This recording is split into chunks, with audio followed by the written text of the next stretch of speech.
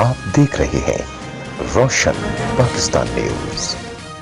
मुल्क में हालिया महंगाई ने अवाम का जीना हराम कर दिया है।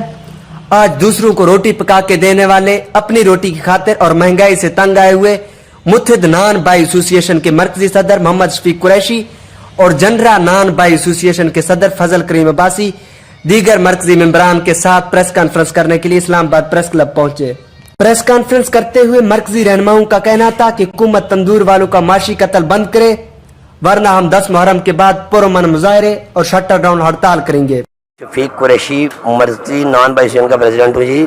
जो आपने क्वेश्चन किया है कि जी अगर आपके बिल पीछे नहीं आते, इंशाअल्लाह अल्लाह के हुक्म से पहले तो ये बिल पीछे आएंगे। अगर नहीं आएंगे तो 18 तारीख हमारी लास्ट डेट है।